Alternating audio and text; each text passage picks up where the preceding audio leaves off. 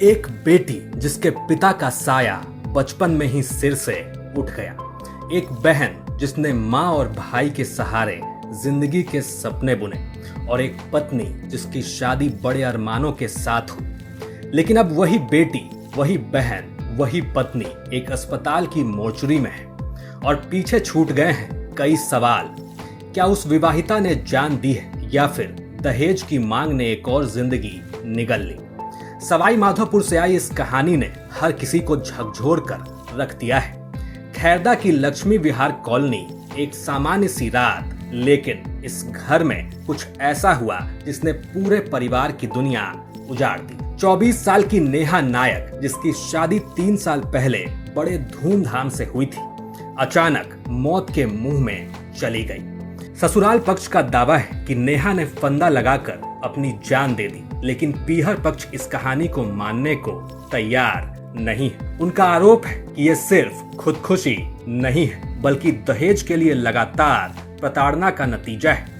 कहानी की शुरुआत होती है अप्रैल 2023 से, जब नेहा की शादी संजय नायक से हुई। परिजनों का कहना है कि शादी में अपनी हैसियत के मुताबिक सब कुछ दिया गया, लेकिन कुछ समय बाद मांगों का सिलसिला शुरू हो गया। पहले बाइक, फिर कार और फिर दबाव। आरोप है कि जब मांगे पूरी नहीं हुई तो नेहा को मानसिक रूप से परेशान किया जाने लगा।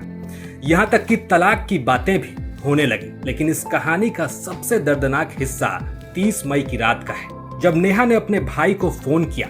बताया जाता है कि उसने कहा कि मुझे यहाँ से ले जाओ। भाई ने भरोसा दिलाया कि सुबह आकर उसे अपने साथ ले जाएगा, लेकिन शायद तब तक बहुत देर हो चुकी थी। अगली सुबह फोन आया, कहा गया कि नेहा की तबीयत खराब है, जल्दी अस्पताल पहुंचो। परिजन दौड़े दौड़े जिला अस्पताल पहुंचे, लेकिन वहां जो दृश्य था उसने पूरे परिवार को तोड़ कर रख दिया। नेहा अब इस दुनिया में नहीं थी। 30 मई की रात भाई को फोन, मुझे यहाँ से ले जाओ। 31 मई की सुबह अस्पताल बुलाया गया।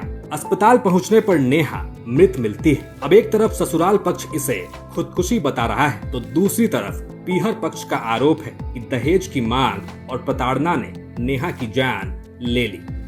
अब सवाल यही है कि आखिर 24 साल की नेहा ने मौत को गले क्यों लगाया, या फिर इसके पीछे कोई और सच्चाई छिपी है। नेहा के पिता का निधन वर्षों पहले ही हो चुका है।